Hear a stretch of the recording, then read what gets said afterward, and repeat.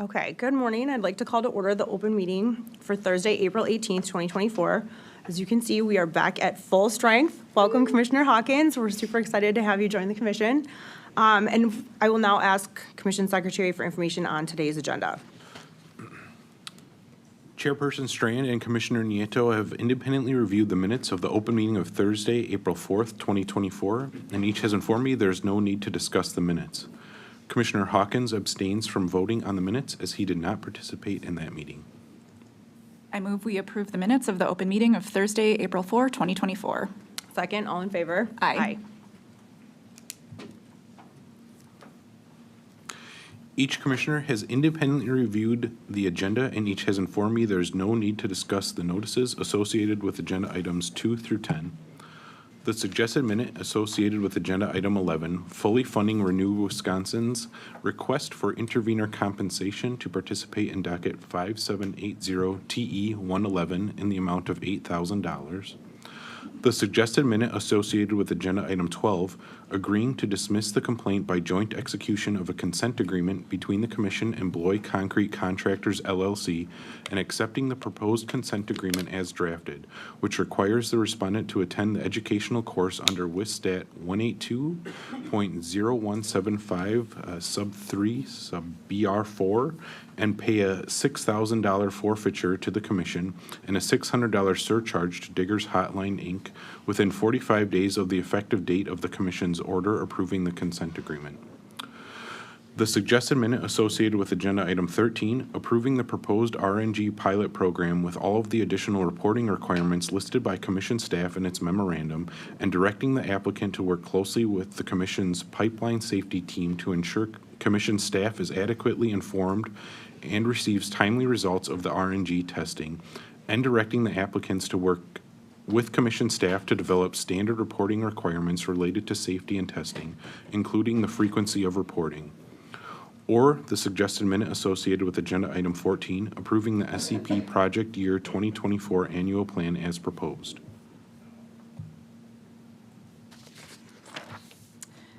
I move we approve the notices of investigation associated with agenda items 2 through 7. Second. All in favor? Aye. And I move we approve the notices of proceeding associated with agenda items 8 through 10. Second. All in favor? Aye. I move we approve the application for intervenor compensation filed by Renew Wisconsin associated with agenda item 11. Second. All in favor? Aye. I move we approve the consent agreement as drafted associated with agenda item 12. Second. All in favor? Aye. And I move we approve the application of City Gas Company to implement a renewable natural gas pilot program tariff with all of Commission staff's proposed requirements. Second. All in favor? Aye. Aye.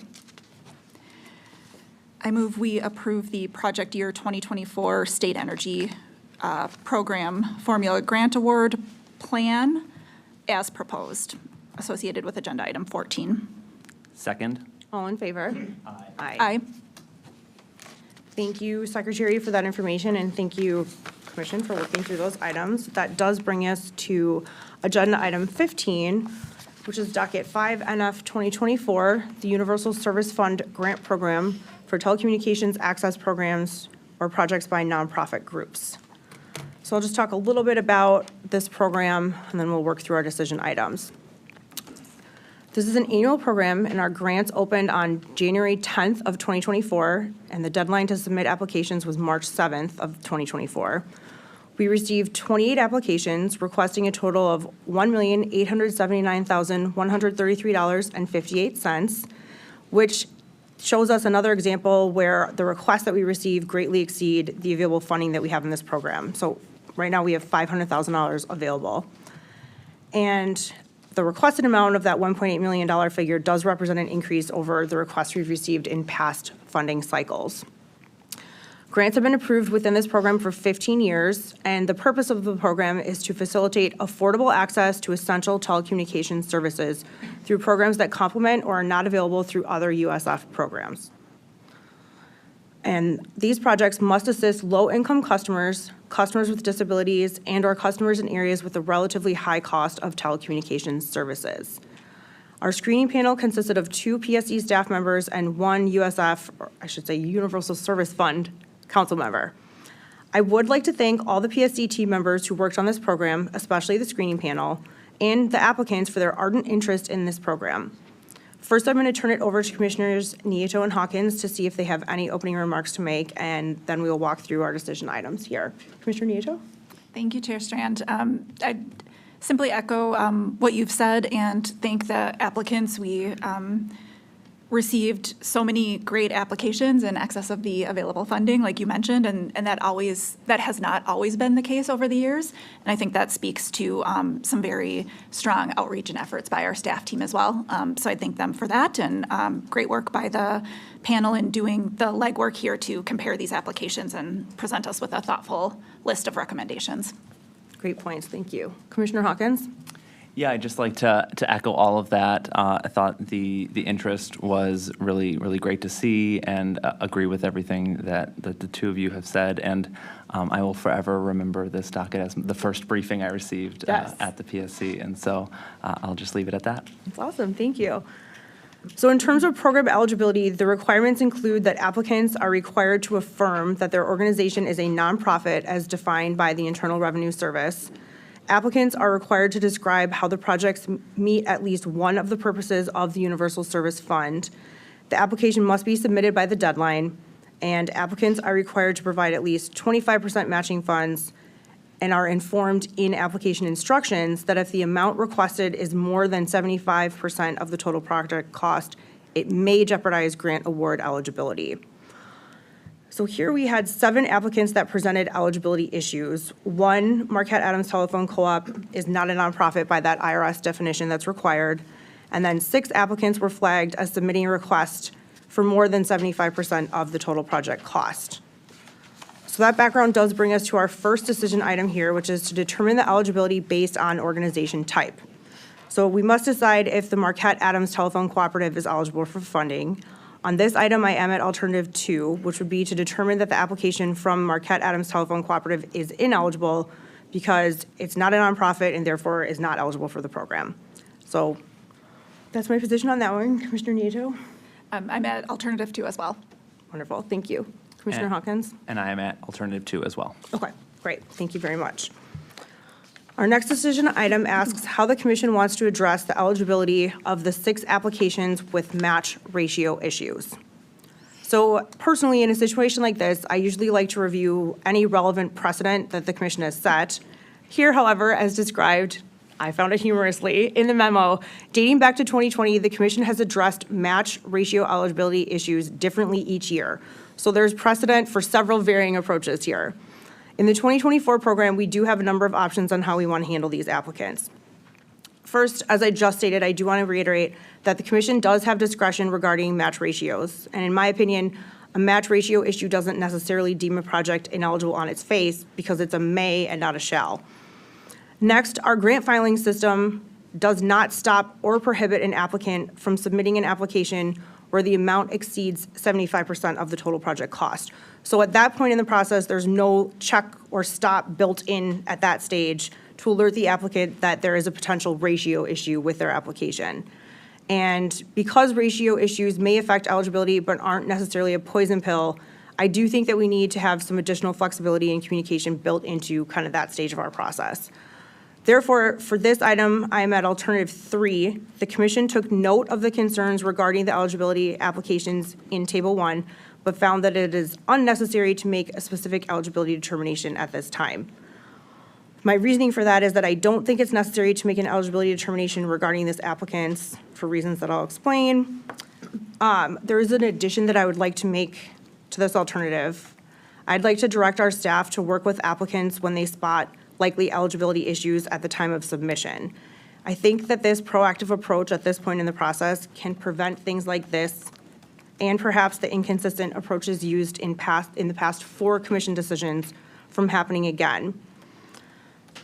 I think it may also free up the commission to focus solely on merit awards and not get bogged down in these ratio eligibility issues. Finally, it is my hope that this approach will result in projects that are set up for success and are more likely to be delivered as intended because the grant amounts and the total project costs are accurate, corrected, aligned early in the process so that the applicants know from then on how much money they would receive and how much they're expected to bring to the table in order to deliver that project. Regarding a couple of the alternatives that are available to us on this item, I do worry that if we are unilaterally adjusting budgets, directing the submission of revised draft amounts, and/or revising them ourselves, all of which have happened and are offered here, that it may render a project infeasible or have a negative impact on a project. And I don't want to award grants if they aren't able to be used in the manner intended. We don't know if that's the case unless this proactive outreach and discussion occurs at the appropriate time in the process. Relatedly, to one of the other alternatives, I do think it would be putting the cart before the horse to award funds to applicants with ratio issues and then direct them to revise their budgets after the fact. So for those reasons, I'm at alternative 3 on this decision item. Commissioner Nieto? Thank you, Chair Strand. I can join you there. I was initially at Alt 1, Sub-Alt A, and having those applicants essentially increase their match amount and work it out with staff. But I agree with all of the things you said. I think, number one, that Alt is essentially moot once we get to the point of awards at least where I'm at in awards. And then number two, we've been doing those types of process improvements that you're talking about in a number of our grant programs. So to your point, we're reaching out in the energy innovation grant programs and we're fixing errors that we identify in the process. And it would make sense to do that definitely for this item here as well. And I'll join you right where you're at. Okay, thank you. Excellent points. Yeah, consistency across grant programs is Yeah. always a good thing. Thank you. Helps. Commissioner Hawkins? Thanks, Chair Strand. I'm with you at alternative 3, and I appreciate your addition. I think that's great. I think the need for flexibility in different solutions to address those issues with applicants is what I was most interested in, and not sort of binding ourselves. But I think improvements going forward to the process that you've both discussed should be the end goal. So I'm with you at alternative 3. Wonderful. Thank you so much. So that brings us to our final decision item here, which is the actual awarding of the grants. So 27 applications were reviewed, scored, and ranked. As we talked about, the commission did receive many high-quality applications, and our demand far outweighs the funds available. I wish that we did have more than $500,000 available to award because there are some really great projects here. Unfortunately, this does mean that we have some tough decisions to make. For the awards, I am at alternative 1, which would award the full $500,000 to the applicants indicated in Appendix 1, Alternative 1 from our memo. My reasoning for this is that I do trust the screening panel and think it makes sense to award funding to the top 11 scoring projects. To me, this is the cleanest, most consistent approach, and it also maximizes the allocation of the full $500,000 available, which I think is important. Notably, none of the 6 applications with ratio issues are recommended for funding under this alternative, which does give us some time to improve that part of our process before next year's grant program. So therefore, I am at alternative 1 on this one. Commissioner Nieto? I am at alternative 1 as well. Thank you. Thank you. Commissioner Hawkins? I am at alternative 1 as well, and I will agree with you that I think spending the full amount when there's this level of interest is important, and then it also reaches the most customers under this alternative. So Yes, that is great why I point. support it. Okay, thank you very much. I think if legal has everything they need, that we're ready for a motion on this item then. I move we approve awarding the 2024 USF nonprofit grants as discussed today. Second? All in favor? Aye. Aye, thank you.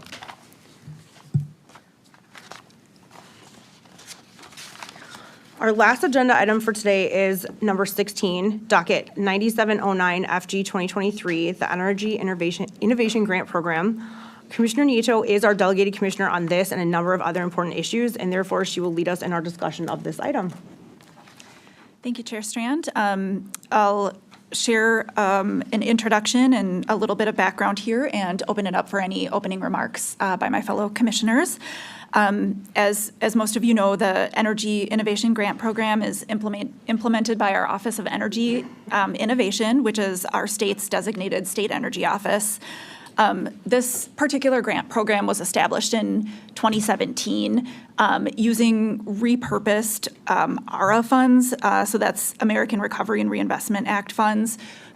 We used to have a clean energy manufacturing revolving loan fund with those dollars, and it was repurposed into the Energy Innovation Grant Program. It's important to note that this particular round of EIGP is different than what we've seen in previous years. This is not using those ARA funds that we have typically used year over year. This is using new funding coming from the IIJA, the Infrastructure Investment and Jobs Act, through the bipartisan infrastructure law. And this is one-time funding that was allocated to our state energy office. So for those familiar with the program and repeat applicants, there are some distinct differences from the year-over-year EIGP rounds that we have that are funded through ARA. And we might cover a little bit more of that later, but it's important to note. I'll also note for those who follow the program year over year that we do have approximately $5 million remaining in that ARA-funded balance, so that ARA-funded program does have an opportunity to continue. But this is a special one-time, essentially, infusion of funding.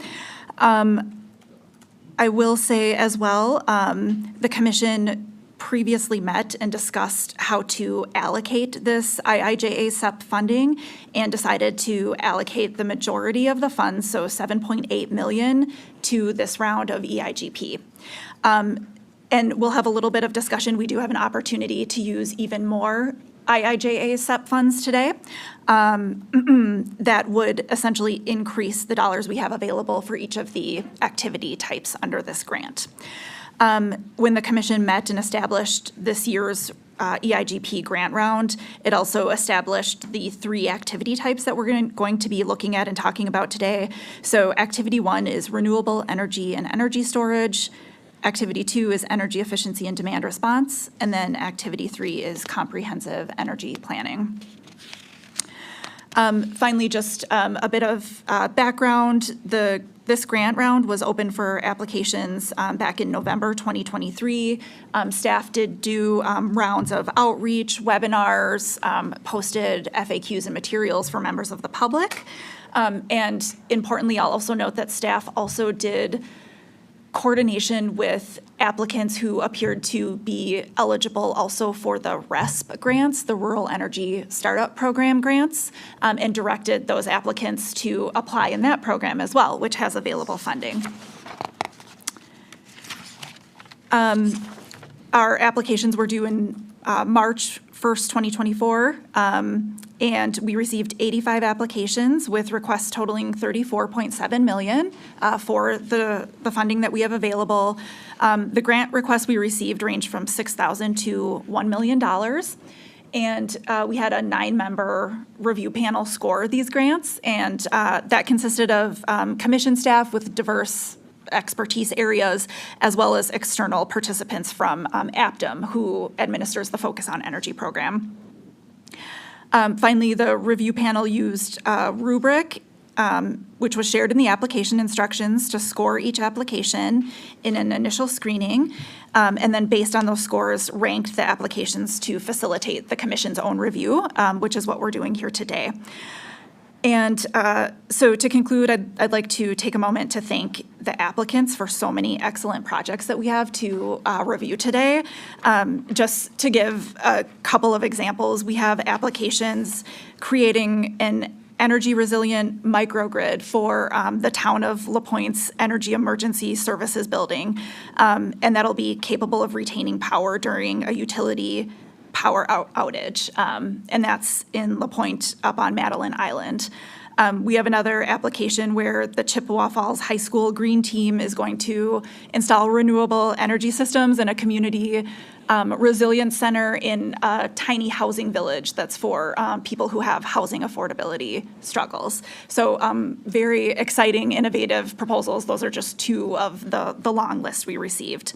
In addition to thanking the applicants, I thank our staff for the large amount of work that went into pulling this together for us to review today, including the panelists And with that, I'll turn it over to my fellow commissioners for any open remarks. Thank you, Commissioner Nieto. That introduction was very helpful and provided an excellent description and context to help lead our discussion, so thank you for that. I echo your comments, especially regarding how impressive the applications are. I think we have some really exciting projects being proposed here that would truly have a positive statewide impact, like you said, in communities across our state. And also your comments, thanking all the people that worked to put those applications together, and then our team members who helped review those and put together options for us to consider. So I'm really excited to see where this goes, and thanks again. And yeah, I'd like to thank the applicants as well. As an unabashed energy nerd, it was really fun to dig in and see all of the creative ideas that people came up with. And so I had a really enjoyable time reviewing all of the interesting applications. I just wanted to note, as Commissioner Nieto noted, the differences in the EIGP program between the IIJA funds and the ARA funds, and I was really impressed with how the staff involved adapted so quickly and incorporated all of those different factors that needed to be part of the program now, and I thought the analysis that went along with those new pieces was really helpful to me, and so I just want to extend my appreciation to staff for incorporating all that analysis, and that's it for me. Great, thank you. Yep, I'd agree. Moving into some of the substance in our decisions that we have to make today, we do have an initial discussion related to some eligibility matters. So starting with that one, we have some high-scoring applications that scored high enough to be recommended for funding by the panel that also have some flagged eligibility concerns. The eligibility parameters for this program and the types of activities that are eligible were discussed in the application instructions. Those parameters really came from commission decision-making on the scope of the program. The commission met earlier, like I said, to discuss the scope of the program, the budget, what types of activities would be included, and accepted comments on that discussion as well.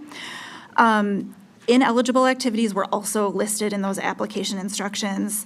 And I will note to a little bit of our earlier discussion about the USF nonprofit grants, as part of those process improvements, commission staff did, for the first time in this round, reach out and request supplemental information where they found that applicants maybe were missing some information or had perhaps categorized something that didn't look like it matched what the applicant was actually asking for. So that's building on that process improvement to get the correct information in the record. But with that, I'll say it would be nice to take these eligibility matters perhaps one at a time. And the first one is application number 738. It's the Vernon County Energy District. They submitted an application titled Regenerative Rural Investment. This is requesting EIGP funds to design and implement a microloan program for households in an effort to expand energy efficiency and installation of electrification technologies, as well as capture some of those IRA incentives coming. The review panel scored this project highly overall.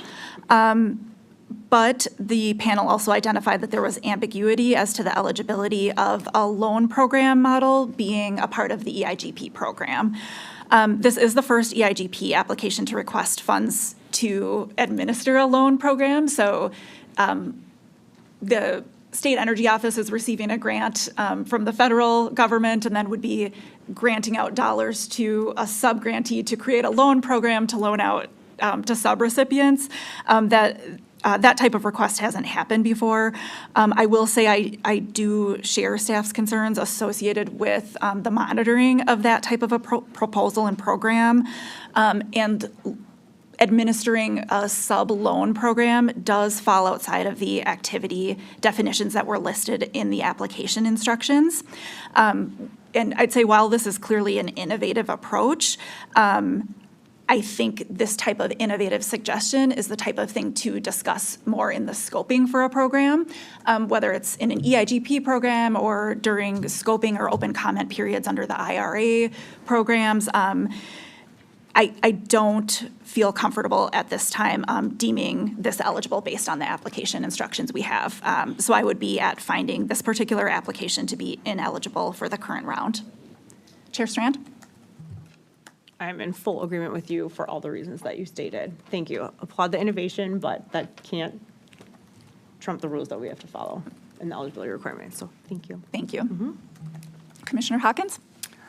I agree completely as well. I share staff's concerns with the monitoring, and I hadn't thought about the scoping piece, but maybe those could be addressed earlier in the process, and so I agree with you. Thank you. Our next eligibility question is application number 741.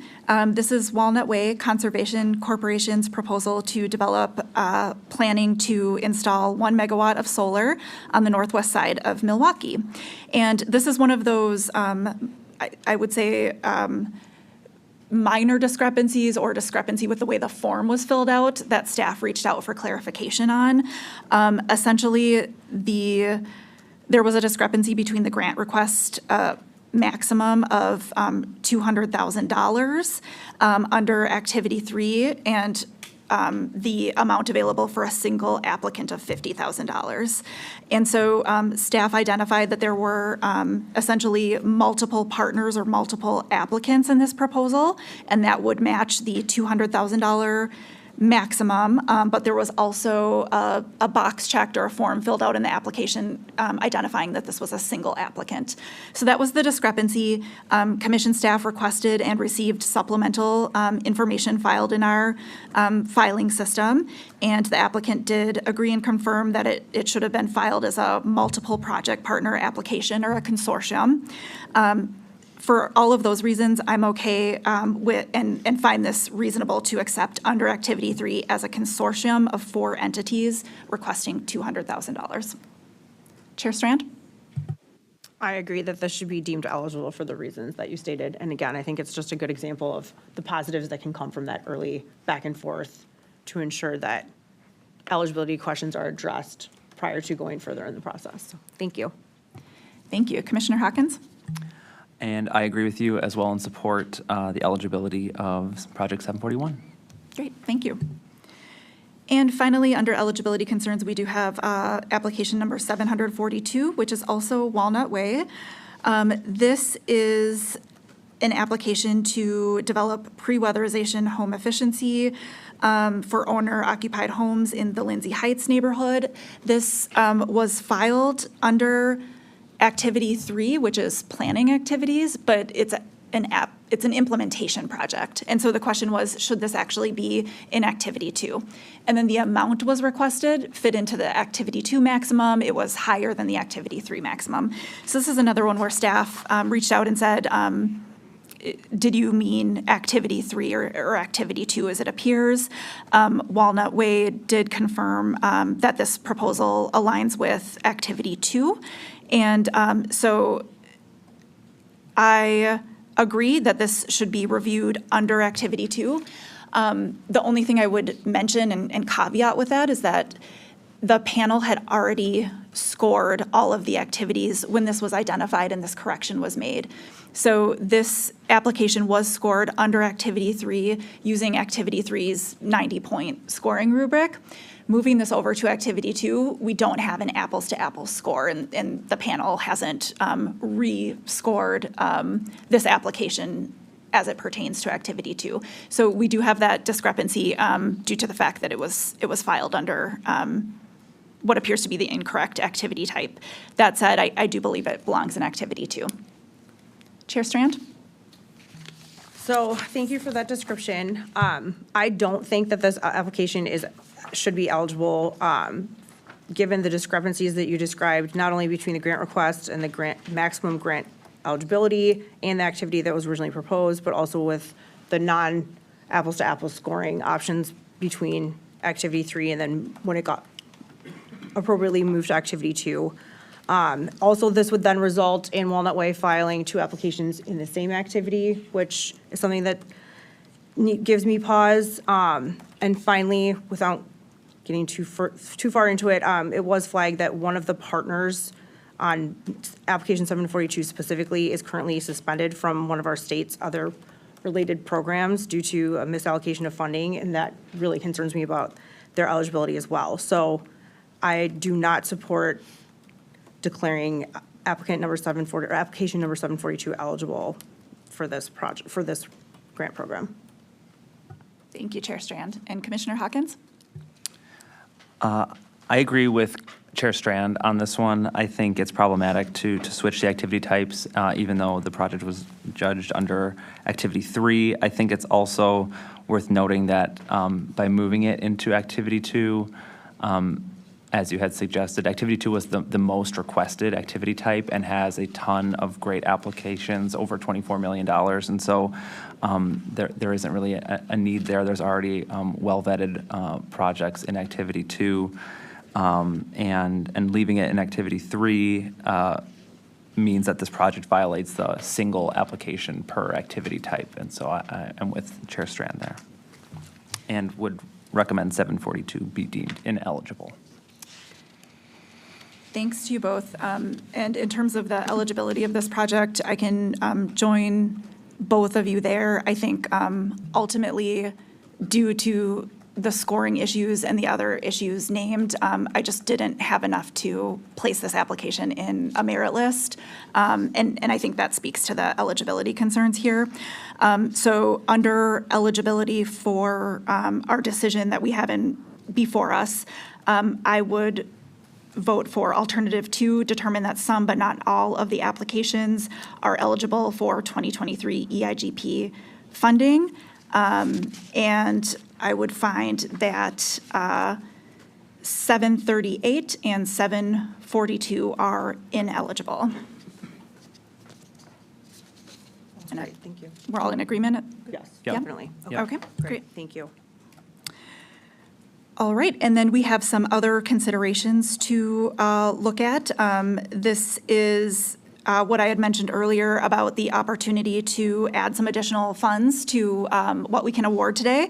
So in addition to the original program budget that the commission set, there is an available balance of $80,570 that had previously been allocated to some different activities. That amount was underspent and is no longer needed for those activities. So we could increase our budget here by that amount and potentially slightly increase our total amounts to award under each activity. I would determine that these additional IIJA SUP funds may be used over and above the initial budget. Yes, I am in full agreement. I'm at alternative 1 on this, and I think it's a great idea. And thank you to the staff for finding it and recommending this reallocation. Thank you. Thank you. And I'm at alternative 1 as well. Great, thank you. All right, and then that brings us to the actual award determinations and our discussion of the merits. I would say, again, it's important to reiterate the fact that this funding, the IIJA SEP funding, is different from the ARA funding that we've used in previous rounds. And I would just note a few of the differences. Number one, match. Match has never been required in EIGP, but it has always been scored for the purposes of ranking projects. In this particular round, when the commission scoped the IIJA SEP funds, public commenters talked about how these funds were really supposed to prioritize disadvantaged communities and talked about the Justice 40 goal and how scoring on match might run counter to some of the stated goals of this funding. The commission took that into consideration and updated its process and did not actually score on match in this particular round. Another difference is that the non-implementation projects in Activity 3, which we already discussed, they were scored on a different rubric. That's why they have that 90-point total instead of the 100-point total, because implementation projects can't necessarily be evaluated in the exact same way implementation projects can, in terms of how savings are counted. And then finally, I would just note, and importantly, that this program and this funding that we're using today is covered by the Justice 40 initiative. And so the This contributes to the president's goal that 40% of the overall project benefits of federal investments into clean energy and climate solutions should flow to disadvantaged communities. And we have, staff have tracked the benefits of each of these programs or each of these proposals, how they would flow to disadvantaged communities, and we have some very strong options that meet those goals as well. Just a few other notes before we get into the discussion here. I would say, first of all, staff raised some compliance concerns and noted where applicants had not met all grant agreement requirements in the past. I will say that should we decide to award grants to any of those entities who are indicated in Table 4 of our memo, I would like to see any of those awards conditioned on the grantee coming into full compliance prior to having the ability to execute a grant agreement with us in the current round.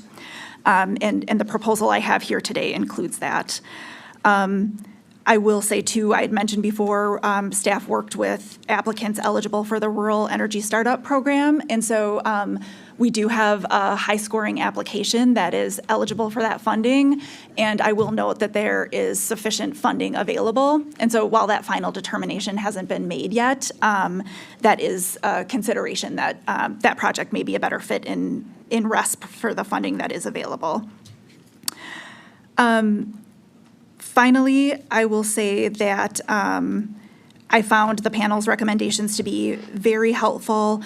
I am generally looking to take most of the panel's recommendations with a few notable exceptions, mainly for the issues we've already discussed here.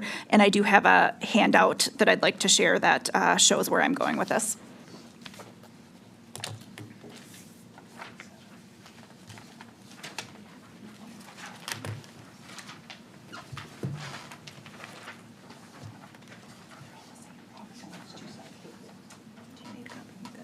We're good? Yep, thank you.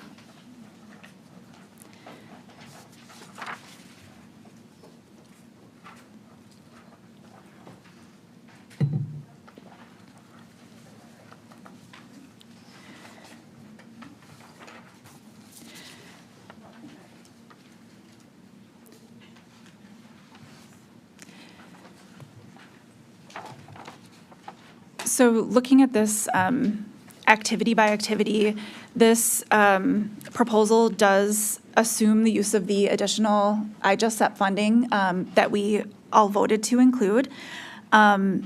It awards grants in an amount that comes out to the full amount of funding available today, and it meets the Justice 40 goal at about 52%. Under Activity 1, the only change I would make to staff's proposal is placing the condition on application number 688 related to its budget for the reasons listed in the memo. Under Activity 2, I did remove application 738, which we determined to be ineligible. And that did allow for additional funding that I essentially took from the next applications on the list. And so it shows the next 3 applications on the list are now able to be either fully funded or funded in part. And then I did add a condition to application 706 related to compliance. I wouldn't choose to award dollars to that grant until full compliance is met. And I would ask that the applicant establish full compliance within 60 days of the date of the commission's order. And then finally, in Activity 3, very similarly, I did remove the Marion School District 722 because they have been deemed eligible for the RESP funding, and there is sufficient funding available for their project. And I removed the application 742, which we deemed ineligible today. That did allow for the next 4 applications on the merit list to be funded fully or in part. The only other note I'll make is that some of these applications that are being funded in part, so I'll highlight under Activity 2, City of Racine, it's a small partial grant award. A couple of things here. Number one, we haven't usually done small partials in the past for EIGP because any dollars that are remaining after an EIGP round, they roll back into that ARA fund, and then we do a round the next time. That's not necessarily the case with the IIJA SEP dollars. And so I attempted to allocate all of the dollars. That said, if we are at a point after grant agreement executions where there is a significant dollar amount still available because these applicants did not want to accept partial awards that were that small, or compliance wasn't met on some of the conditional awards, the team can come back here to the commission and say, can we award these to the next proposals on the list and present some options to use that funding? We do have 5 years for this funding to be implemented, so there is time for that, but it's not a rolling program like the typical ARA EIGP. Also, the City of Racine was an example where there's a possibility that their type of proposal is scalable due to the nature of the proposal. But I'll stop there and turn it over to you, Chair Strand. Thank you very much. Hopefully I can include all my comments in here. First, I want to thank you for your very thoughtful approach in analyzing some of those issues that we had, or projects that we had questions with, and then putting together an alternative that addresses those, and also, in my opinion, maybe even improves where we're going based on being able to now fully fund a number of other projects in different locations, addressing those just as 40 and disadvantaged communities even further than maybe the initial recommendation that was, or recommendations that were provided. So I think that your reallocation of some of those eligibility concerns related funding is really positive and constructive here. Regarding application 706 specifically, I did have concerns about their non-compliance status, but I think that the teeth that you have added here by making it conditional and even with a due date raises my comfort level significantly with that, especially given what you just said in light of flexibility after the fact and what we could do with coming back to the commission if this and or other funding is left over. Because like we talked about with USF as well, when the asks exceed what we have, I think it's important to spend as much as possible, but then also have a plan if we can't. Let's see, I want to make sure I'm not missing anything else that you talked about. I think this would basically be an alternative 3 for us. I support your reallocation in all 3 activities and the teeth added to the Revitalize Milwaukee project. I don't think I have anything else specifically to add, but again, thank you. This really helps a lot to get us, I think, to where we all want to go on this program. Great. Thank you, Chair Strand. And Commissioner Hawkins? Thank you, Commissioner Nieto. I agree mostly with the items that you discussed in your handout, and I have a slight modification proposed in a less legible and well-formatted handout that will get circulated here, and I can talk through.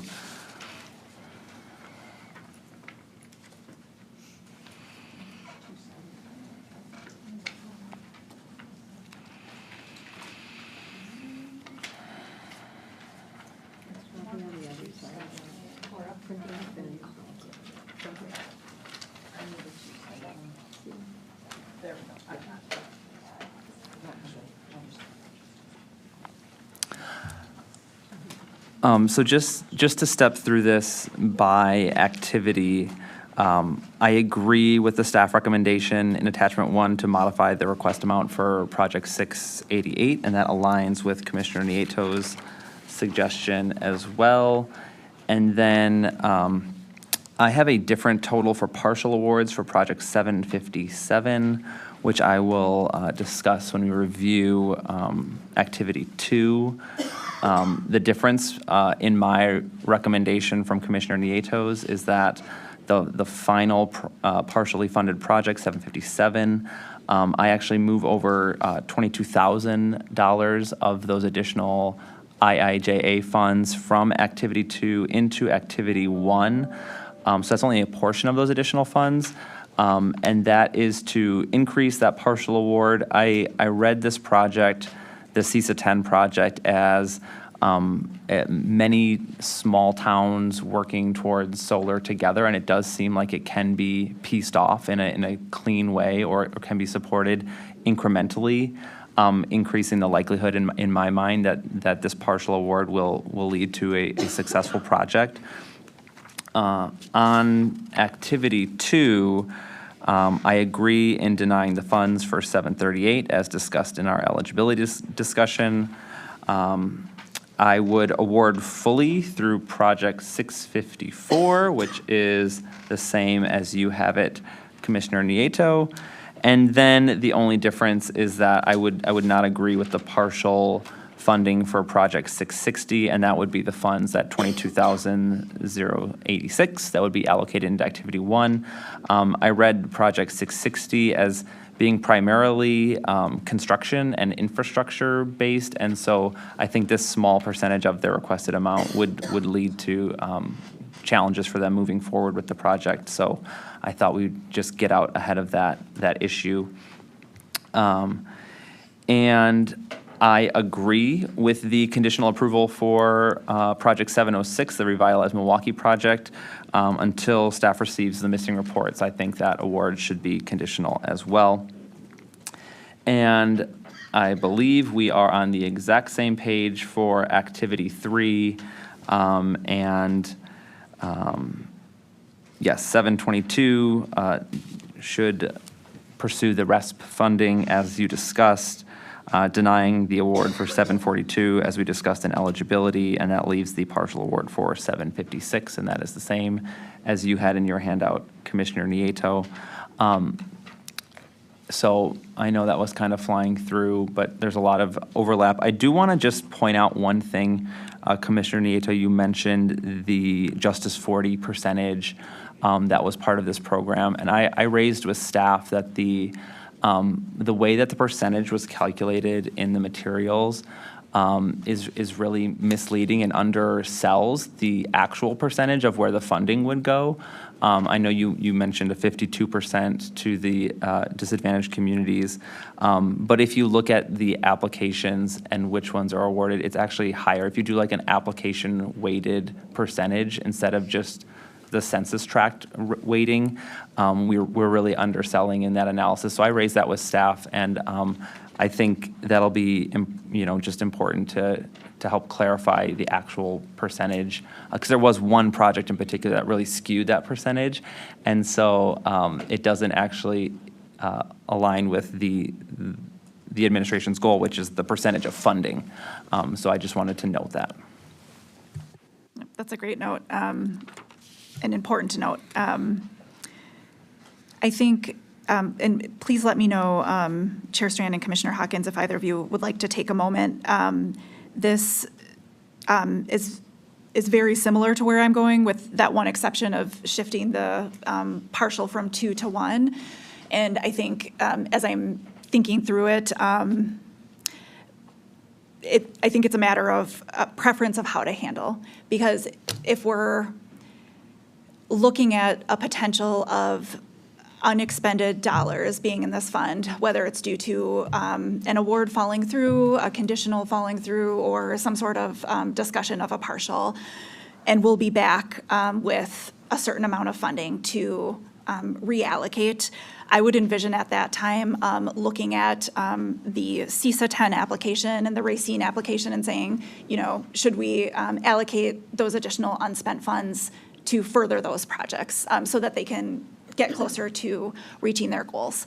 I think you could come to the same conclusion and outcome if you do the shift that you're proposing and start with a little bit more dollars to CISA 10 at this time. I think we could be potentially in a position to come back if that were to happen and discuss the Racine project as well. I think both of those approaches get us to a similar outcome. The only difference for me would be perhaps giving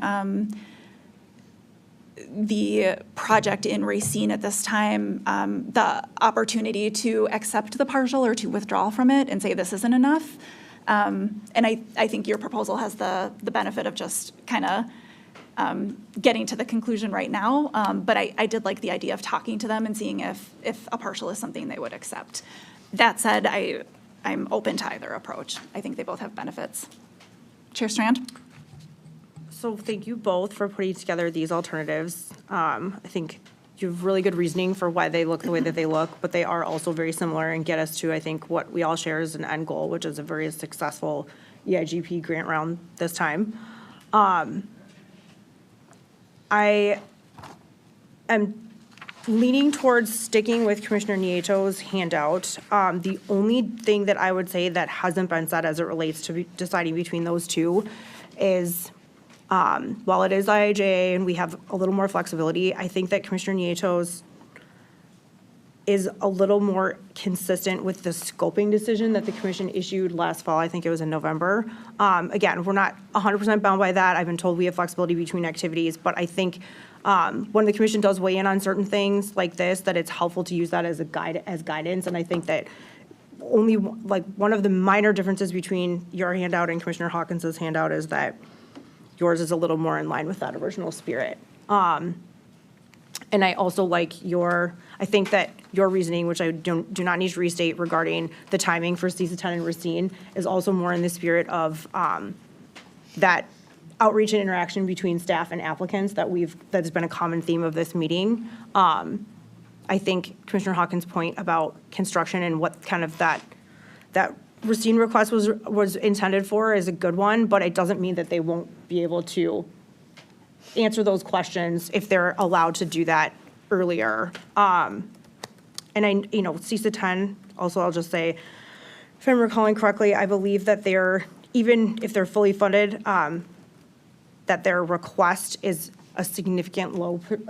much lower than what their total project cost is. And even though that's a good thing, it also means that they probably have resources to either make a decision at this point about a partial award, or, like you said, if we have more flexibility on the back end, tell us then kind of like where they're at total project cost wise. So for that reason, I'm talking myself into sticking with Commissioner Nieto's handout as it relates to awards for, I believe it's decision item 3. And Commissioner Hawkins, can you join us, or? I can. Not only did Chair Strand talk herself into it, she talked me into it as well. So, yeah, I can join you there and give Racine the opportunity to decide and then maybe reapply. I hadn't thought about that. So certainly understand that approach and think it has value. Great. Before the motion, just for those who are listening online to see both of the handouts and confirming we've landed on Commissioner Nieto's handout, those are available on the commission's website under the events calendar. Thank you. And are we ready for a motion? Thank you. All right. I move we approve 2023 applications for energy innovation grants as discussed by the commission today. I second. All in favor? Aye. Thank you, Commissioner Nieto, for that excellent leading of discussion, and congratulations to Commissioner Hawkins for surviving his first meeting. This does conclude our official business for today. Our next meeting, open meeting, is scheduled for Thursday, April 25th, 2024 at 10:30 a.m. So all I need is a motion to adjourn. I move we adjourn until Thursday, April 25th, 2024. I second. All in favor? Aye. Aye. Thank you, we're adjourned.